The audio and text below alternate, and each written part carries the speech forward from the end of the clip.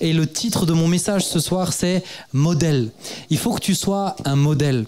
Pour cette dernière soirée dans le perchoir, j'avais vraiment à cœur, on va faire une pause tout cet été, mais de vous le déposer, cette notion qui est pour moi comme un fardeau sur mon cœur. Et on va juste lire un texte ce soir, juste un. 1 Timothée 4, versets 6 à 16. Je ne sais pas si tu as une Bible. Si tu as une Bible, je te laisse le temps de l'ouvrir. Avant même que tu l'affiches, l'affiche pas tout de suite, s'il te plaît, Jérémy. Tu peux l'enlever, comme ça, ceux qui ont une Bible, ils ont le temps de l'ouvrir. En tout cas, je vous encourage à ayez ce réflexe de ne pas perdre la Bible papier.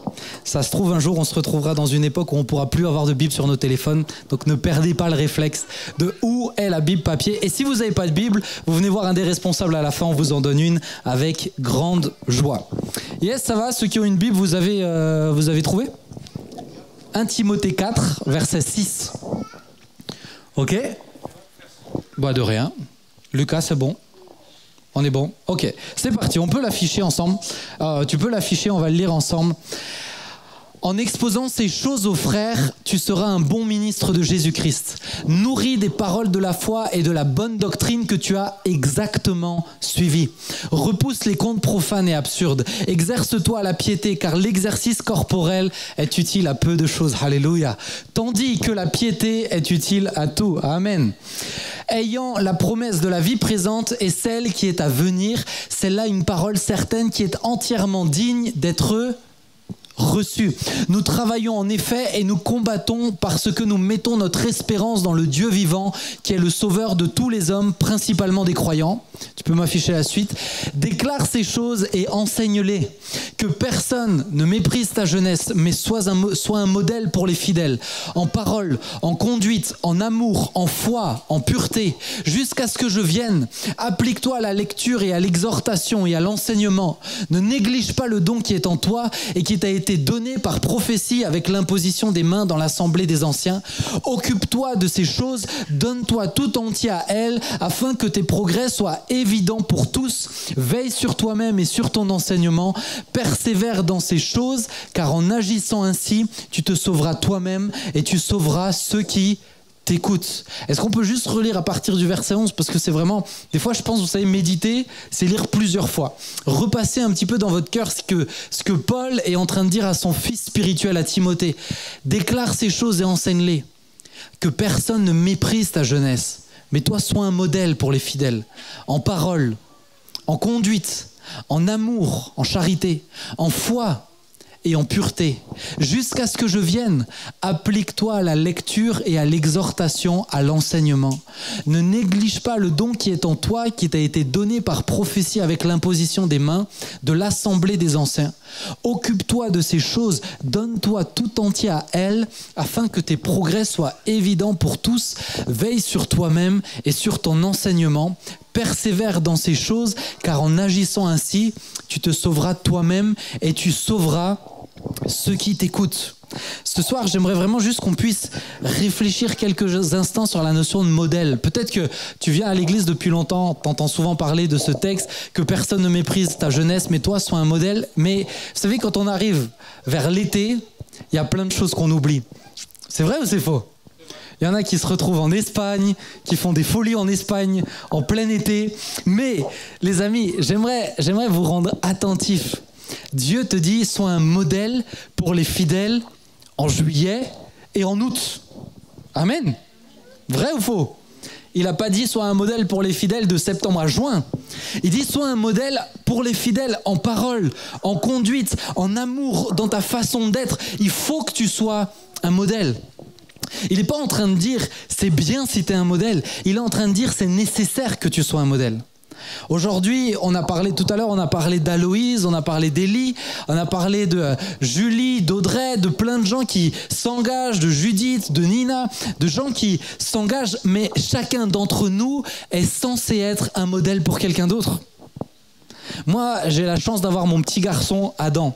Mais Adam, que je le veuille ou non, qu'il le veuille ou non, je suis son modèle. Il n'y a pas longtemps, du coup, quand je suis rentré du Sénégal, j'ai dû un peu resserrer la vis parce qu'en général, quand on part quelques instants, je ne sais pas pour ceux qui sont pères si c'est la même chose pour vous, mais quand on part quelques temps, suffisamment longtemps pour qu'il m'oublie, je dois resserrer un petit peu la vis parce qu'il a oublié qu'il a un papa. Et je lui ai resserré la vis et il n'était pas content, etc. Il crisait. Et à un moment donné, je lui dis « Oh, je dois te rappeler qui c'est le chef ici ?» Et il me regarde et il fait « C'est moi !» Je dis « C'est pas toi le chef. » Je dis « Le chef ici, c'est moi. » Et il me regarde parce qu'il est dans la saison du pourquoi. Et il me dit « Pourquoi t'es le chef ?»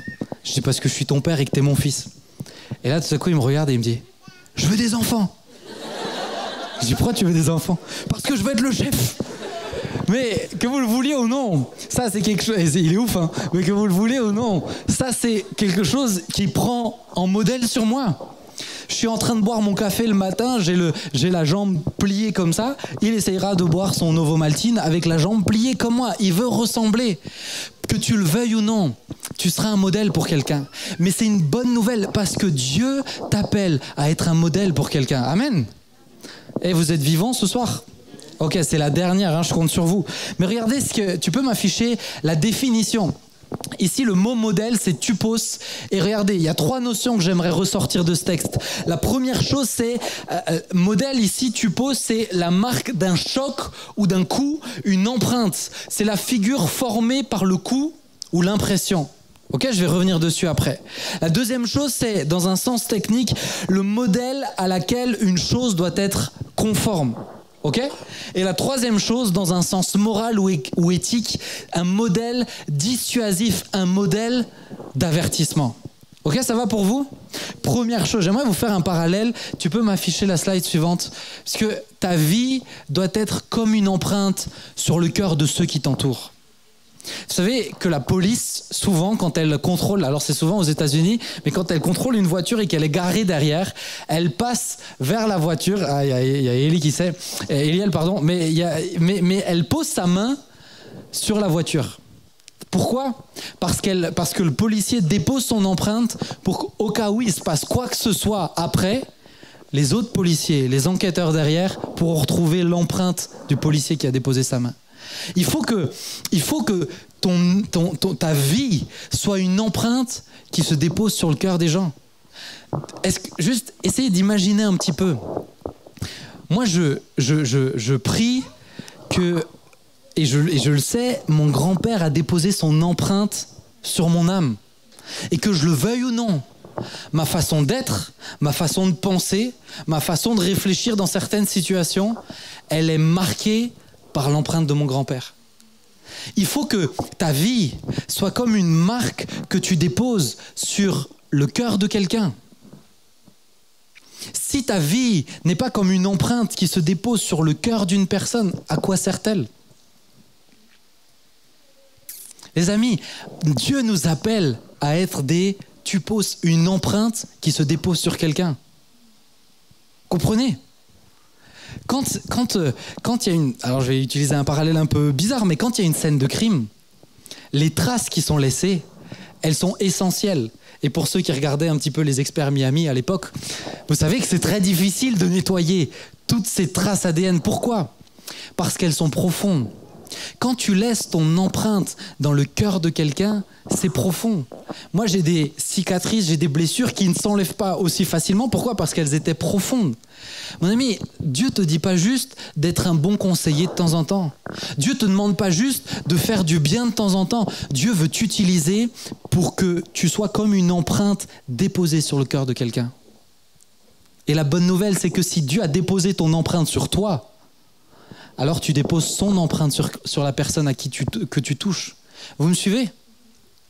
Quand vous avez dans les entreprises, quand vous avez en carrosserie, vous allez à Peugeot, vous allez voir toutes les presses pour la carrosserie, vous voyez ?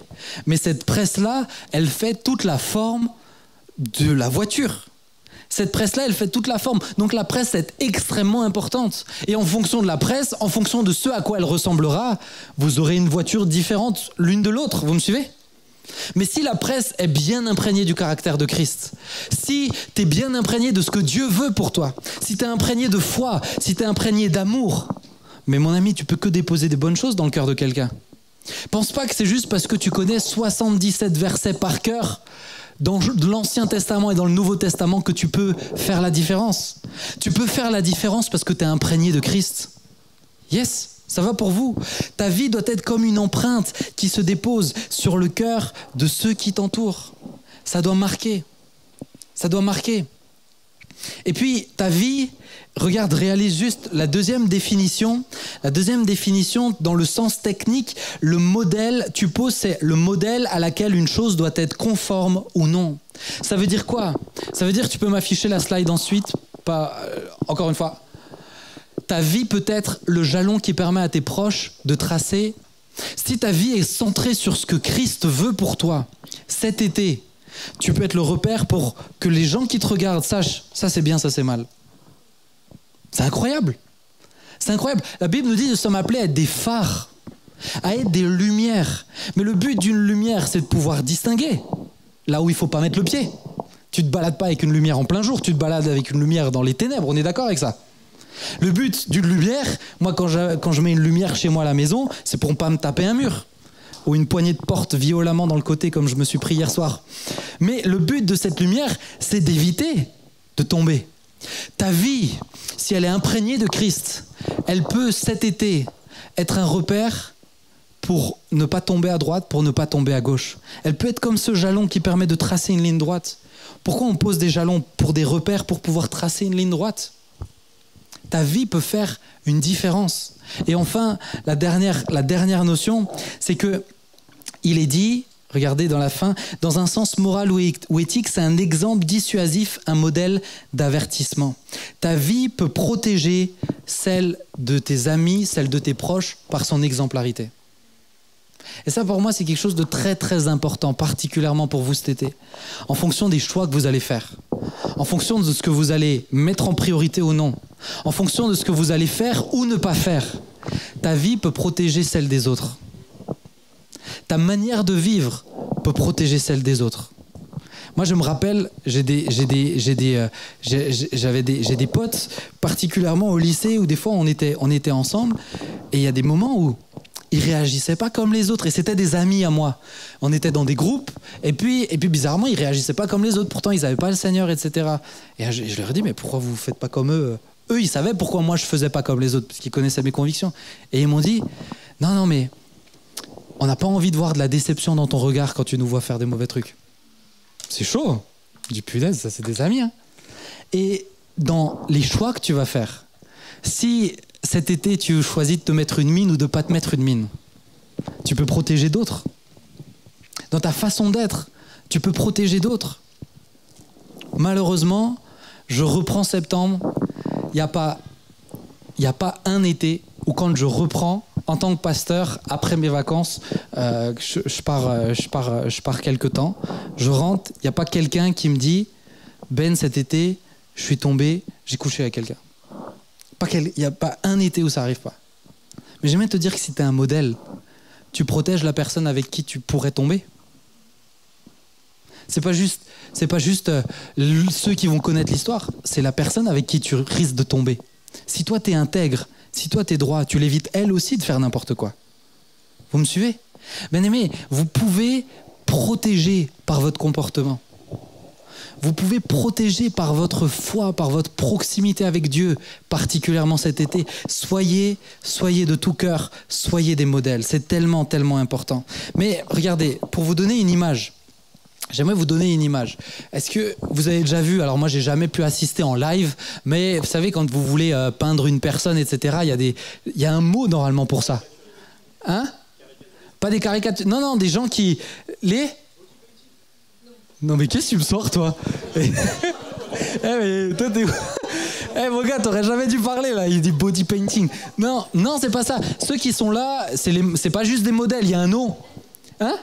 Je crois qu'il y a un mot plus précis. Mais en tout cas, vous avez compris, c'est le gars qui est là et il y a tout le monde qui a leur tableau, qui a son tableau et qui le peint. Ok? Vous me suivez? Bah regardez, Pierre, viens Pierre, est-ce que tu peux venir s'il te plaît? Pierre, viens. Tu vas jouer, tu vas faire l'image. Voilà, tu peux monter? Voilà. Ouais, tu peux t'asseoir. Prends le caron, tiens, c'est une bonne idée. Prends le caron. Alors, il m'a dit, en général, ils sont nus.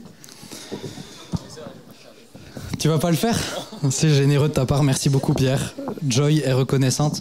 Mais juste regardez, si maintenant on voulait commencer mais si maintenant ça devient notre modèle, ok? Et on veut commencer à le prendre pour le peindre, d'accord? Vous me suivez? La première chose, quelle est la première chose qu'il doit faire? Ne pas bouger, ok? Ne pas bouger. Ne bouge pas. La première chose qu'il doit faire, c'est de ne pas bouger. Autrement dit, un bon modèle ne va pas dans tous les sens. Un bon modèle ne part pas dans tous les sens. Un bon modèle, c'est pas quelqu'un qui lève les mains pour louer le Seigneur de septembre à juin et qui, en juillet et en août, part dans tous les sens. Un bon modèle, c'est quelqu'un qui est fidèle à qui il est toute l'année. Un bon modèle, c'est quelqu'un qui est intègre à ses principes toute l'année. Un bon modèle, c'est quelqu'un qui a cette capacité d'être en relation avec Dieu toute l'année. Moi, je sais, je vous l'ai déjà dit, mais quand le moment le plus difficile dans mon année pour prendre du temps avec Dieu, c'est quand j'ai plus de cadre, quand je suis en vacances. C'est le plus difficile, parce que moi, j'ai l'habitude de ces routines, etc. Mais un bon modèle, c'est quelqu'un qui arrive à rester fidèle à ses principes, quel que soit où il est, ce qu'il fait, à quelle heure il s'est couché. Vous me suivez? Si vous voulez être un modèle, il faut que vous soyez fixe dans votre attitude. Il faut que vous soyez fixe dans votre foi. Il faut que vous soyez fixe dans votre manière de réagir, de parler, etc. Ça va, vous me suivez? Ok? Mais il y a une deuxième chose. Un bon modèle, il doit accepter quelque chose. Un bon modèle, il doit accepter d'être scruté.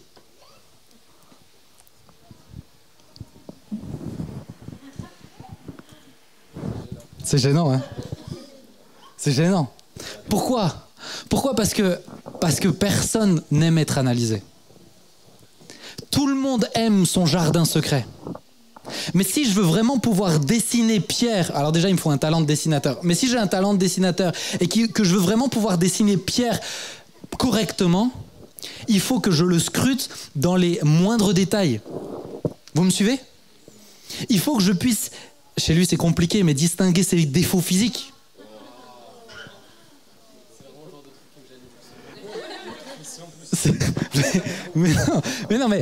Mais il faut que j'analyse, il faut que je regarde sous différents angles, il faut que je regarde le jeu d'ombre, etc. Ça veut dire quoi? Ça veut dire que lui, en tant que modèle, il doit accepter que les regards se posent sur lui. En tant que modèle, il doit accepter que les regards se posent sur lui. Vous savez, beaucoup de gens veulent être dans la lumière pendant un temps. Mais être un vrai modèle, c'est accepter que les regards se posent sur toi lorsque tu n'es plus dans l'église. Être un vrai modèle, c'est accepter que les regards se posent sur toi lorsque tu es dans une situation très embarrassante. Être un vrai modèle de foi, c'est accepter qu'on sache qu'est-ce qui s'est passé au moment où on est venu te proposer des choses cheloues. Être un modèle, c'est accepter d'être scruté, analysé. C'est accepter qu'on te pose des questions. Je te dis pas que ta vie, tu dois dévoiler tous les secrets de ton cœur à n'importe qui, c'est pas ça. Mais ce que je veux te dire, c'est que si tu veux être un exemple, il faut que tu acceptes que tu sois scruté. Dans des endroits qui vont pas forcément te plaire. Quand tu es un modèle, tu peux des fois te trouver dans des situations inconfortables. Moi, je me suis déjà retrouvé avec on avait des stagiaires quand l'école JSP, elle était là à demeure, et on avait des stagiaires qui étaient avec nous 2 jours ou... Ouais, c'est ça, 2 jours. 2 jours, et il y avait Tim qui était là, et des fois, ils venaient manger à la maison, et c'était tendu à la maison. Mais il faut accepter que tu te retrouves dans des situations où tu sens que ta femme, elle te met des coups de pression, ou je lui mets des coups de pression. Ceux qui me connaissent, Esté qui est là, Manon elle est pas là, hein. Si, Manon elle est là. Eux ils ont habité, on a fait le 2e confinement ensemble, donc quasiment 2 mois ensemble. Bon, ils me connaissent. Ils savent que tout chez Benjamin n'est pas rose. Il y a le Benjamin qui est sur l'estrade, et puis des fois il y a ses réactions quand il est fatigué et qu'il a plein de raisons d'être fatigué par différentes personnes. Mais il y a des fois où il a aucune raison. Où il est juste capricieux, où il est juste colérique. Être un modèle, c'est accepter qu'on voit tes failles. Vous me suivez? Être un modèle, c'est pas faire semblant d'être parfait. Ça, c'est les modèles photoshopés. Mais tu fais ce que tu veux, Pierre, tu peux pas le photoshopper là. Tu remarqueras que j'ai rien dit. Mais Pierre, tu peux pas le photoshopper. Tu es obligé de voir ses forces et ses faiblesses. Mes amis, est-ce que les gens qui te côtoient, ceux qui sont censés être marqués par toi, et on va voir ensemble ton entourage, ta proximité, est-ce qu'ils voient tes faiblesses aussi? Est-ce qu'ils voient tes faiblesses? Moi, je pense que Timothée connaissait les faiblesses de Paul. Je pense que Timothée a vu Paul dans des moments plus délicats. Mon ami, si tu veux vraiment faire la différence cet été, rends-toi accessible. Rends-toi accessible aux gens. Pierre, je ne vais pas te gêner plus longtemps. Merci beaucoup. Mais j'aimerais vraiment que vous reteniez cette image. Parce que je crois que des fois, avoir une image en tête, c'est important pour comprendre un principe qui est biblique. Quand Paul dit à Timothée, mais toi, sois un modèle par tes paroles, par ta conduite, par ta pureté. Comment vous voulez que les gens puissent prendre Timothée en modèle de pureté s'ils ne le voient jamais dans des situations difficiles? S'ils ne le voient jamais se balader dans la rue? Moi, des fois, je vais être honnête, j'ai eu des moments où j'avais pas le moral, où j'étais pas bien, où vraiment ça allait pas. Et je devais aller dans Mulhouse, chose que j'aime pas du tout, sortir quand je vais pas bien, mais des fois j'avais pas le choix, et je croise des gens de l'église. Si j'ai la possibilité, j'esquive. Combien de fois j'ai esquivé? Pourquoi? Parce que c'est inconfortable. Mais j'aimerais vous le dire, les amis, si vous voulez réellement être des exemples, il faut accepter. Je suis totalement honnête avec vous. Vous savez ce qui m'est même déjà arrivé? C'est même déjà arrivé qu'on sonne chez moi. Et j'étais vraiment, vraiment pas dans une ambiance où j'ai juste envie de sourire. Vous voyez?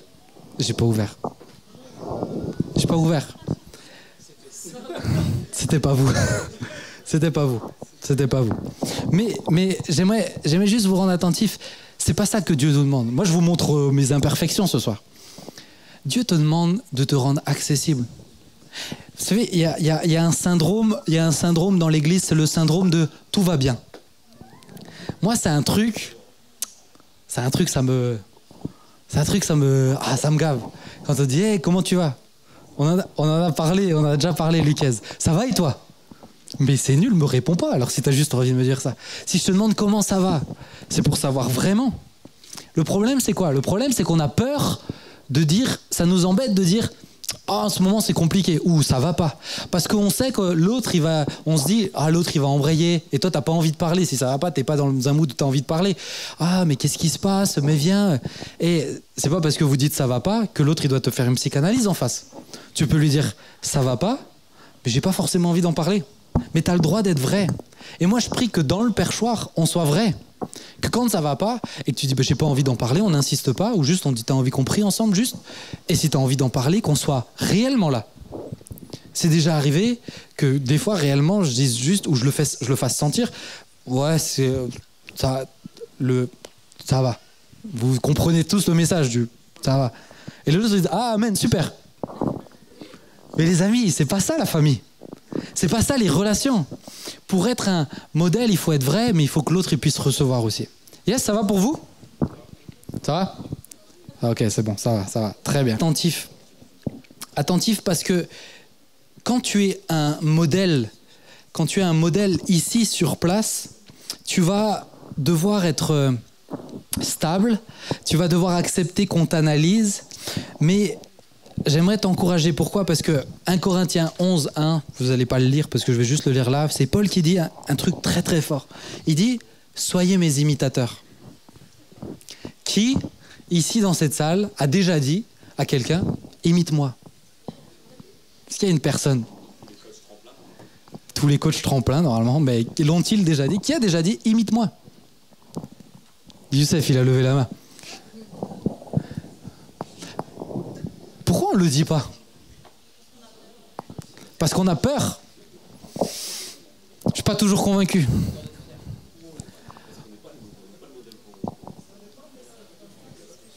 Parce que, alors on me dit, ça dépend des circonstances. Je suis assez d'accord. Des fois, j'ai envie qu'on m'imite. Des fois, j'ai surtout pas envie qu'on m'imite.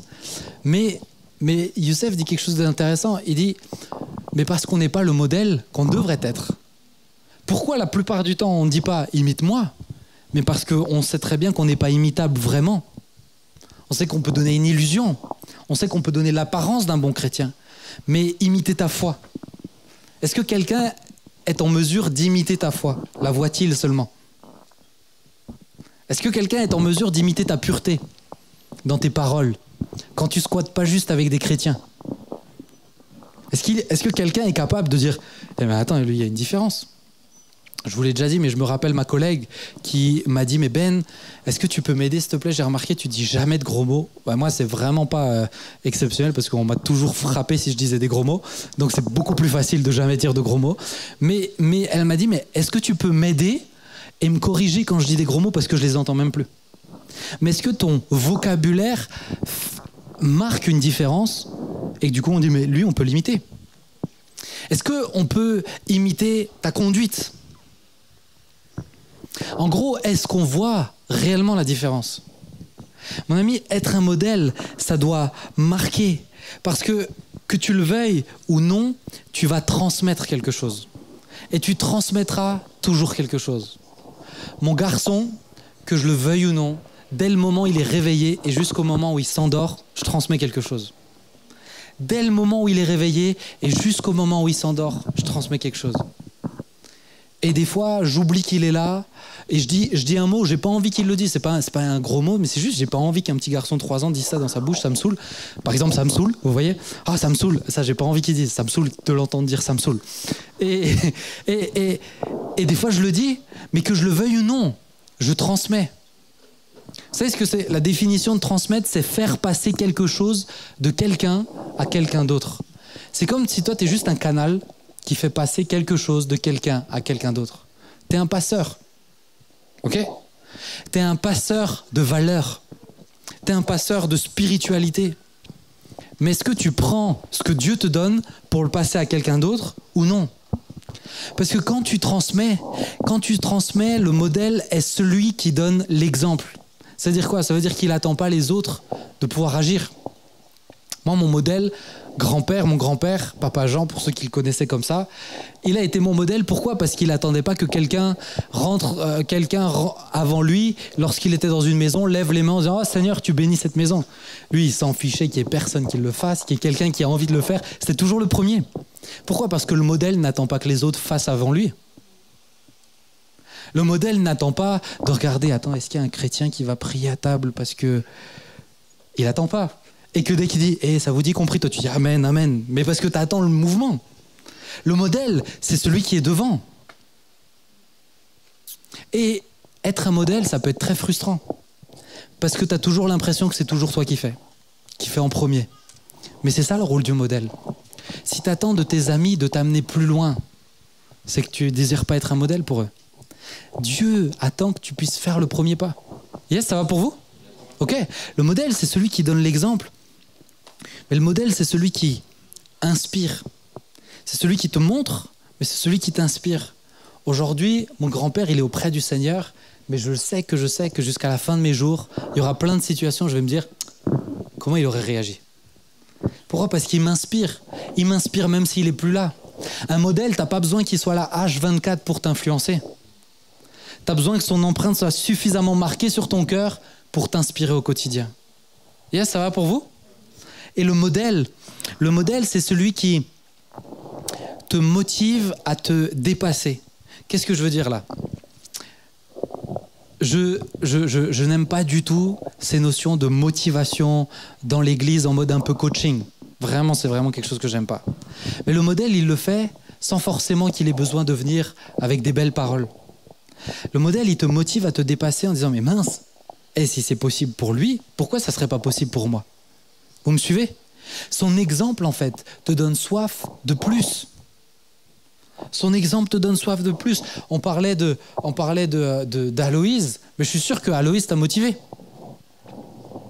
Je suis sûr que Aloïse t'a motivé à dire « Mais attends, mais si lui, il peut le faire, moi, je peux le faire aussi. » Puisqu'il a Dieu et qu'il compte sur Dieu, Dieu peut m'utiliser moi aussi. Pourquoi? Parce que le modèle est censé t'amener plus loin que ce que tu aurais été si tu n'avais pas eu de modèle. Ça veut dire quoi? Ça veut dire que si tu es un modèle, tu bonifies les autres. Tu les amènes plus proches de Dieu. Ça va pour vous? Ok? Vraiment, comprenez la différence. Hein. Je ne parle pas juste d'un groupe d'amis qui avancent au même niveau ensemble. Le modèle, c'est celui qui réellement marque son empreinte sur quelqu'un et qui, parce qu'il est là, eh bien, il est utilisé pour amener l'autre plus loin. Ok? Yes? Je termine. Je termine avec cette dernière notion. Je termine avec ces deux dernières notions, pardon. Tu transmets forcément quelque chose. Et ça, il faut que tu le retiennes. Cet été, tu vas transmettre forcément quelque chose. Moi, j'ai connu il n'y a pas longtemps, on m'a dit, quelqu'un de non-chrétien m'a dit, par rapport à une situation où j'ai dû accompagner dans le pastorat et un chrétien qui a fait n'importe quoi, on m'a dit, si c'est ça être chrétien, je ne veux jamais devenir chrétien. Quand tu es regardé, tu transmets quelque chose. Et que tu le veuilles ou non, tu transmets quelque chose. Moi, je suis trop heureux ici parce qu'il y a des gens qui ne connaissent pas le Seigneur. Si vous êtes là, trop content. Et avec joie, je réponds à toutes les questions que vous voulez, le temps que Dieu me donne ce soir parce que je dois ramener mon petit à la maison. Mais il y a plein d'autres responsables et plein de gens qui connaissent la Bible. C'est génial.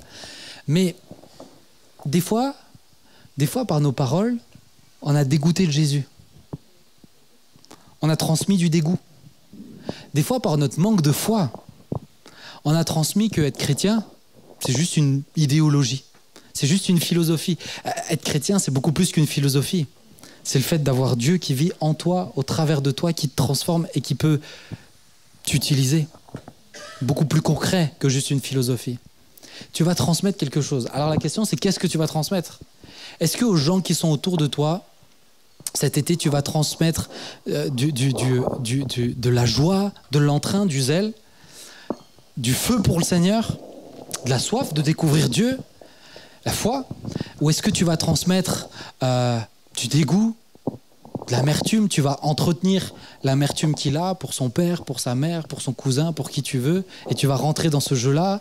Tu vas transmettre de l'impudicité, tu vas transmettre des choses qui sont pas bonnes, et où tu vas transmettre juste de la démoralisation. Tu sais, les gens qui voient tout le temps tout en noir. Moi, je crois qu'on peut être chrétien et avoir des passes compliquées. Je ne crois pas qu'on peut être chrétien et être tout le temps négatif. Parce qu'il y a un problème quand même. Les amis, soyez pas des gens qui voient tout en noir auprès de vos amis cet été. Soyez de ceux qui font la différence parce que, ils arrivent à voir le verre à moitié plein. Ils arrivent à voir le verre à moitié plein. Je vous encourage à vous poser cette question. Qu'est-ce que je choisis de transmettre cet été? Qu'est-ce que je choisis de transmettre? Encore ce soir, quand vous rentrez chez vous, ou là, tout à l'heure, mais notez-vous, faites-vous une petite liste. Faites-vous une petite liste. Qu'est-ce que je choisis de transmettre? Qu'est-ce que vraiment j'ai envie de transmettre? Où sont les défis où il faut que je fasse gaffe, particulièrement cet été, pour ne pas transmettre de mauvaises choses, pour ne pas être un mauvais modèle? Parce que tu peux être un bon et tu peux être un mauvais modèle. Yes? Ça va? Et je termine juste avec ça, cette dernière pensée. Ton comportement parle toujours plus que tes paroles. Toujours plus que tes paroles. C'est un truc qui est à la mode. C'est ces belles punchlines qui sonnent bien, que tu peux te noter, que tu peux mettre en fond d'écran sur ton téléphone. C'est ces belles trucs. Mais ton comportement parle toujours plus que tes paroles. Toujours plus. Mon grand-père, c'était pas l'homme à avoir des belles punchlines. Il faisait des fautes de français. Et quand il commençait à parler, c'était pas des punchlines, c'était des romans-lines. Ça s'arrêtait pas, c'était abusé. Mais mince, quand je le voyais exercer sa foi, quand je l'entendais prier, c'est ça qui m'a changé. C'est ça qui m'a influencé. Quand je le voyais prophétiser, c'est avec lui que j'ai le plus appris sur l'exercice des dons. Mais c'est ça qui m'a façonné. Il ne parlait pas en disant « Oh Ben, tu vois, le petit papillon deviendra un grand aigle. » Oh, jamais de la vie, mon grand-père. Déjà, elle veut rien dire, cette phrase. Mais vraiment, c'est des trucs qui sont à la mode, mais c'est pas ça qui va te changer. Les mots partiront, mais c'est ton comportement. Lorsque les gens te voient pas ou peu, c'est ton comportement. Cherche pas à avoir des belles paroles auprès de tes amis. Cherche pas à avoir des belles paroles auprès de ta famille cet été. T'énerve pas parce que tu leur dis « mais moi je prie pour vous, il faut que vous changez, il faut que vous rencontriez le Seigneur. » Laisse le comportement faire. Laisse Dieu faire. Laisse ta foi s'exprimer réellement pour qu'il voit que mince, lui, quand il fait confiance à Dieu, ça marche. Sois pas là à essayer de saouler les gens avec tes paroles. Va des rétros, Satanas, hors de moi cette cigarette. Mais montre juste un comportement décent. Vous me suivez? Montre un comportement qui plaît à Dieu et que les gens peuvent regarder. Parce que des fois, vous savez, je nous ai trouvé, je m'inclus totalement dedans, je nous ai trouvé extrêmement violents, durs et secs par nos paroles et le comportement ne suivait pas. Et Dieu regardait et disait, mais il n'est pas un peu dans l'abus celui-là? Moi, je veux changer son caractère, changer son comportement, je veux lui donner de l'amour pour les autres. Et lui, il vient avec sa dureté. Il a cru quoi? Mon ami, Dieu veut pas que tu parles, Dieu veut que tu vives et que les autres puissent regarder. Ça va pour vous? Dieu veut que tu vives et que les autres puissent regarder. Je ne sais pas ce que tu as prévu cet été. Peut-être tu vas partir. L'été en général, tu as toujours des groupes qui louent des villas ou des grosses maisons avec piscine et ils partent à 15 ou 20. Vraiment le genre de vacances que je déteste. Mais peut-être qu'il y en a qui ont prévu ça et peut-être que tu as prévu de le faire avec des gens qui ne connaissent pas le Seigneur. Te cache pas pour lire ta Bible. Pourquoi tu devrais te cacher pour lire ta Bible? Te cache pas pour prier. Vous savez, on a la technique, hein. Il y a la technique il y a la prière quand on veut manger, il y a la prière qu'on fait entre chrétiens. Et à la rigueur, si on est chaud bouillant, on se donne les mains et on chante un cantique. Je ne sais plus trop les cantiques qu'on chantait, mais un ami à droite, un ami à gauche, exactement. Et puis il y a la technique du entre non-chrétiens. Et entre non-chrétiens, c'est beaucoup plus vif. Il faut avoir un œil aiguisé pour voir comment l'autre va prier. Parce que le temps que tu mènes ta fourchette, lui il est là. Seigneur, merci pour ce pain. Amen. Il a déjà prié, c'est bon, il est tranquille. Mon ami, aie pas peur. Aie pas peur, aie pas honte. Aie pas honte. Moi, très souvent, c'est l'occasion que j'ai pour pouvoir prier pour les gens. Parce que c'est pas, j'en profite. Je glisse une prière de bénédiction pour eux. Seigneur, tu les bénis, tu leur fais du bien, en plus du repas. C'est ça la foi. C'est réellement tu crois que Dieu t'entend. C'est réellement tu crois que Dieu bénit ce repas. Pourquoi tu dois te cacher? Mon ami, je vous encourage de tout cœur cet été, soyez de bons modèles. Vous allez être regardés. Soyez de bons modèles. Et alors, si vous serez de bons modèles, je sais qu'à la rentrée, d'autres gens auront soif de venir au perchoir parce qu'ils savent, mince, quand lui va là, il y a Dieu qui se manifeste. Dieu n'est pas dans ce lieu-là, Dieu est dans ton cœur. Mais si tu pars cet été dans ta villa en Espagne, ramène-le dans ton cœur. Laisse-le exister dans ton cœur. Pense pas juste ça dépend du perchoir, mais j'ai soif de ça. Pourquoi? Parce que je vous rappelle, le cœur, un des axes forts du perchoir et un des axes forts de tout disciple, c'est d'être une lumière dans les ténèbres. C'est d'amener des gens à rencontrer le Seigneur. Et ce midi, je mangeais avec Lucas et je lui disais le grand défi du perchoir. Le grand défi du perchoir, ça sera quoi? Ça sera de s'habituer. Et ma prière, je vais vous dire honnêtement ce que c'est. Ma prière, c'est que le cœur qu'on a là pour annoncer l'évangile, parler de Jésus à ceux qui nous connaissent et juste les amener ici, ne fasse pas partie de l'effet de mode du perchoir. Il faut que ça fasse partie de notre trip, de notre ADN. Et alors, je le sais, vous serez des bénédictions cet été. Qui viennent ou qui ne viennent pas ici, mais qu'est-ce que je m'en fiche tant qu'ils rencontrent le Seigneur. Mais je vous le rappelle, imprégnez-vous de ça. Dieu nous appelle à être des lumières. Donc soyez pas des lumières que vous éteignez cet été. Laissez briller le Seigneur au travers de vous. Par votre comportement, par votre façon d'être des modèles. Yes, ça marche? Est-ce qu'on peut prier juste ensemble, fermer nos yeux? Et puis l'équipe, si vous voulez, juste on va prendre un chant. Merci beaucoup. Mais j'aimerais juste que tu fermes tes yeux.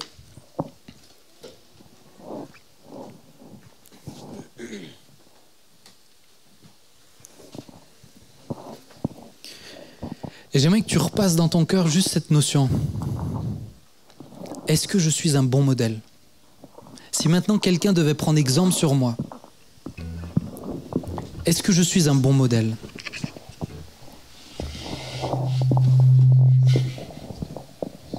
Le seul moyen pour que mon fils ne me prenne pas comme modèle, c'est que je me rende inaccessible.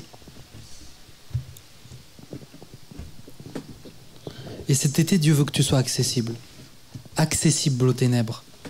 dans le sens où ta lumière permet de briller là-bas.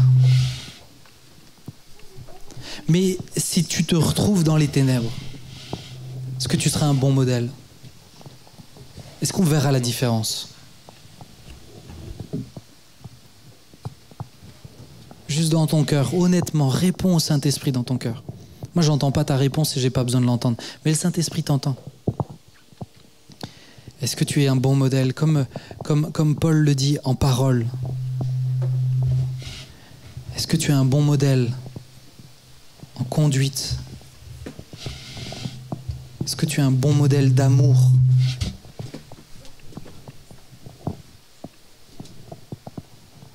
Est-ce que tu es un bon modèle de foi? Est-ce que tu es un bon modèle de pureté?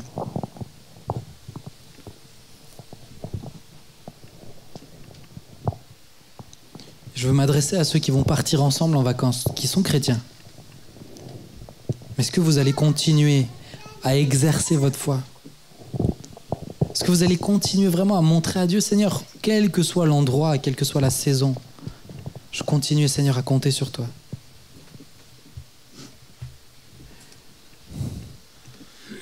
Quand Paul dit à Timothée d'être un modèle, il lui dit d'accepter d'être dans une position qui peut être très souvent inconfortable et qui est une position de grande responsabilité. Dieu ne rigole pas avec ceux qui sont les modèles.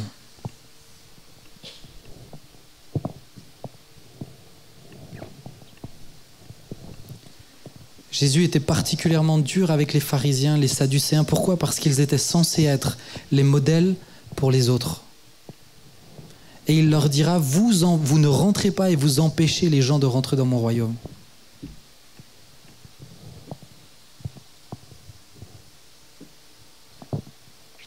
Si ce soir tu dis, Seigneur, je veux être un modèle cet été. Il y a plein d'étés où je les ai passés juste pour moi. Mais cette année, je veux être un modèle. Autrement dit, je veux pas que les vacances, l'été, ça soit juste centré sur moi, mais je veux me laisser être utilisé par toi. Je veux que mon empreinte, elle soit marquée dans le cœur de quelqu'un. Au moins une personne. Comme un Paul qui, pendant un temps, recevra un Onésime, l'amènera au Seigneur, lui donnera toutes les valeurs que Christ veut lui transmettre et le renverra plus loin. Peut-être que c'est une personne qui, au travers de toi, découvrira le Seigneur et tu auras juste l'occasion de lui amener le Seigneur et puis que cette personne puisse rejoindre la famille de Christ. Et peut-être que tu le reverras plus jamais. Mais juste ça, Seigneur, juste ça.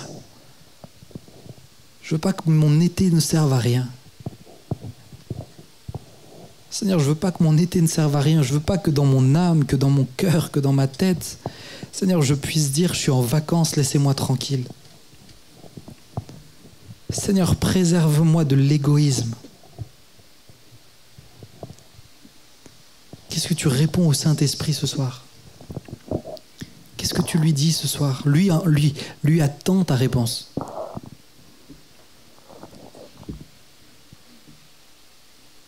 Jésus, fais-nous grâce.